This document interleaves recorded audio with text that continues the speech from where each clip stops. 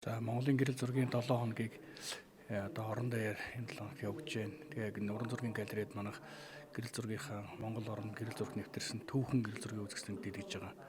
За тэгээ энэхүү үзэсгэлэнгийн хамгийн үнцэнтэй ховор нандин бүтээл бол одоо Монголын гэрэл зургийг одоо магадгүй 30 жил уршлуулсан түүхэн ховор зургийг судалгаа гарч ирсэн. Энэ бол соёлын гай зүтгэлтэн цацралтын арт одоо фото гэдэг чиглэлээр судалгаа хийж явахдаа одоо Америкт гарсан 80-ад оны анхны гэрэл зураг гэсэн номноос Монгол урагтны гэрэл зургийг 1845 онд гэрэл зурагт буусныг анх хэдрүүлээд ингээд энэ өнөөдрийнхөө үзэсгэлэнт дэлгэж тавьснаар онцлогтой. 1845 он гэдэг нь бол дэлхий дээр гэрэл зураг дөнгөж үсээ 6 жилийн дараа манай энэ хөрс зэрэгэлдээ Орос орны одоо бүр газрын байршлын Хөвсгөл аймгийн Ханх сумын хойш 20 км-ийн зайтай Түнхээний бүрээдүүд энэ түүхэн зурагт гарсан байна. Францын худалдаач Жан Альберт гэдэг залуу 25 настайдаа Оросод одоо худалдааны ажиллаар явж байхдаа тэр Францад хийсэн өөрийнхөө шийдэл ухааны том бүтээл гарсан энэ зургийн аппарат дагратифийг 6 ширхгийг аваад Оросод эрэхтэй худалдсан байна. Тэгээ явж байхдаа бүр энэ манай нутагтай ойрхон эрэхтэй энэ бүрээдүүд болон энэ зургийн кадр дээр болохоор тэр манж хүнч байж энэ Европ хүмүүс үж энийг хамруулж авснараа их сонирхолтой. Энэ кадр нь болохоор түүхийн хувьд бол ингээд судалгаа хийхэд бол бүрээд хүмүүс ямар хувц сониртай байсан те зам байдал нь за тэгээ цаана ямар одоо байшин барилга хэрэглэгдэжсэн гэднийг бүгд ингээд тодорхой харагдж байгаа. Тэгээд бид 1845 оноос 1935 хүртэл Монгол гэрэл зургийн одоо ихэнх үе гэж үзэж энэ судалгаанд оруулсан. Тэгээд 1935 оноос хойш 2025 он болохоор дараагийн 90 жил. Тэгэхээр гэрэл зураг манад одоо нэвтэрсний 180 жил болсон. Яг энэ он тоололтоо нийтлээ тий. 1874 онд Оросын аялагч судлаач Боярскигийн авсан зургийг хүрээний зураг гэдгээр нь манай гэрэл зурагчид болон судлаач нар бол ер нь мэддэг. 1874 онд хүрээ буюу одоогийн хэлдгээр бол урлан бүтээх төвийн тэр орчинд богдын шар ордон, Дачин галуу ордон барьж исэн.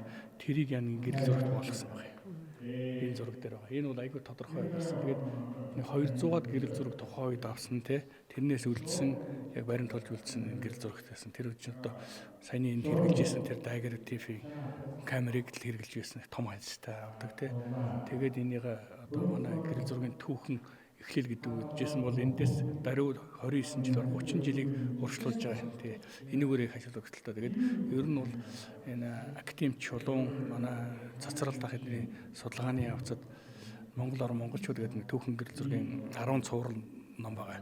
Тэр номон дээр гарсан ховор нандин одоо судлаач нарын авсан гэрэл зурагчдын авсан бүтээлээр энэ үзэсгэлэнгийн эхний 90 жил нь явж байгаа. Тэгэхээр их сонирхолтой. Анх өнгөт гэрэл зургийг Францын гэрэл зурагч Стефан Баси авч ирсэн бол за Эндрюсгээд Америкийн тэр судлаач тэр үлэг хөргөлийн мөрөөр явж байхдаа авсан ховор нандин зураг байна. Тэгээд манай хүрээ хийдийн яг тухайн үеийн түүхэн зургууд гэдэг ингээд дэлгэгдсэн.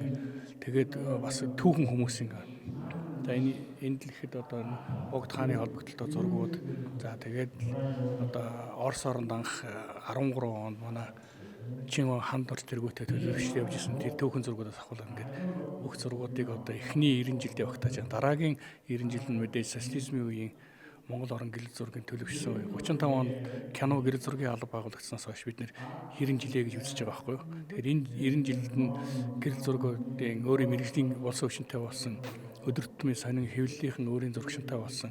За одоо хамгийн ууган сонин үнэн сонин гэхэд бол анхны гэрэл зурагч нь бол 30-аад онд байсан. За тэр Бадам гэж анхны зурагчныг одоо тэр түүхэн үеэс нь үзүүл бид нар бол магадгүй 120 жилийн түүхтэй гэрэл зурагчтай байсан байна гэж үзэж байгаа. Зүүнд түчээлэх зүүнний мэдээ сонь. Цаасан болон цахим хэлбэрээр уншигч танд хүрч байна. Иргэдээ өмөөч өвчин. Үндэсний өдөр тутмын сонин зүүнний мэдээ.